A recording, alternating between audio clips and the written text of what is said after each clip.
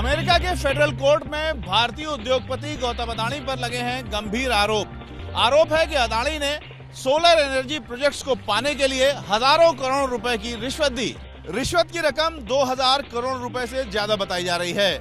आरोप है कि गौतम अदानी और उनके भतीजे सागर अदानी समेत 8 लोगों ने अमेरिकी निवेशकों से झूठे दावों और स्कीम के आधार पर पैसा जुटाया और भारत के सरकारी अधिकारियों को रिश्वत के रूप में मोटी रकम दी।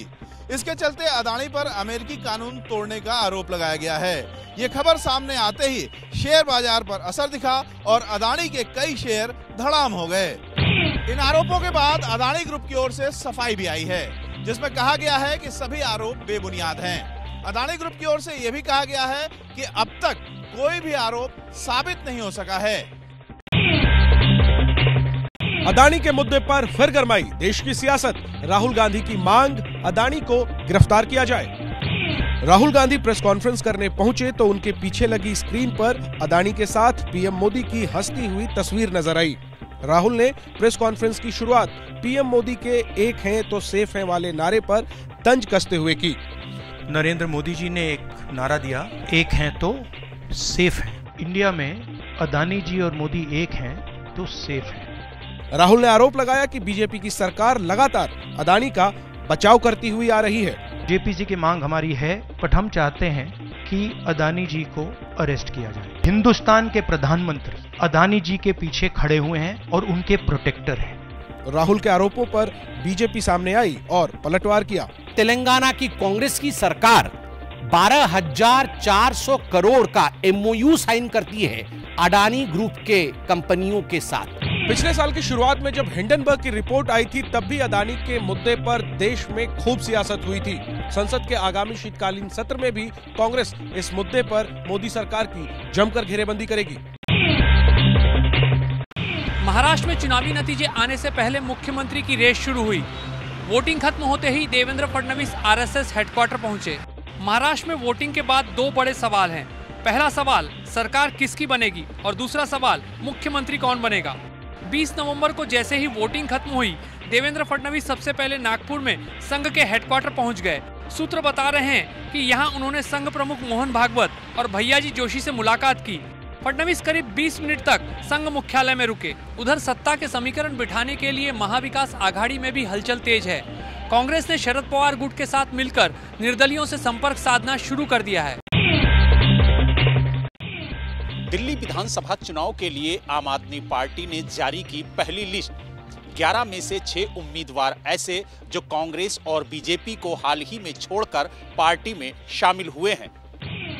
ब्रह्म सिंह तंवर, अनिल झा और BV त्यागी बीजेपी छोड़कर आम आदमी पार्टी में शामिल हुए हैं, तो जुबेर चौधरी, वीर सिंह और सुमेश शौकीन कांग्रेस छोड़कर केजरीवाल के साथ आए हैं। इस बार आम आदमी पार्टी सर्वे के आधार पर अपने कैंडिडेट का चयन कर रही है। आपने जिन 11 सीटों पर प्रत्याशी उतारे हैं उनमें से 8 सीटें ऐसी हैं जहां पार्टी पिछली बार चुनाव हार गई थी, यानी कमजोर सीटों पर प्रत्याशी का ऐलान पहले ही कर दिया गया है। वो दिखा रहा है कि आपका आत्मविश्वास कितना डिगा हुआ है और वो घबराहट उनकी पहली लिस्ट में दिखाई दे रही है।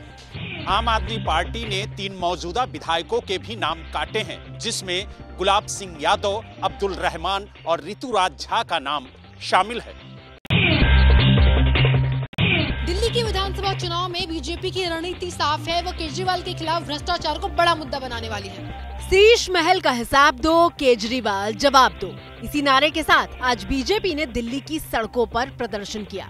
बीजेपी कार्यकर्ताओं ने प्रदर्शन के दौरान पुलिस की बैरिकेडिंग भी तोड़ दी, जिसके बाद पुलिस ने कई कार्यकर्ताओं को हिरासत में ले लिया।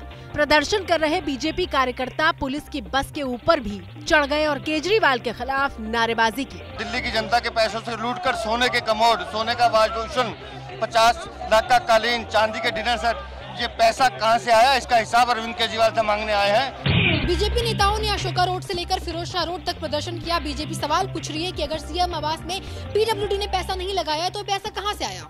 जैसे ही घड़ी का काटा दोपहर 2:30 पे आए, बबीता जी का दिल सास बहू साजिश के लिए मचल जाए। और ये है इनकी बहू, पूरे दिन ऑफिस की टेंशन हो जाए गॉन जब ये करें अपना फेवरेट शो फ्री टाइम पे ऑन। इनकी तरह आप भी देखिए अपना फेवरेट शो अपने टाइम पर और डाउनलोड कीजिए एबीपी लाइव ऐप अपने स्मार्ट टीवी पर।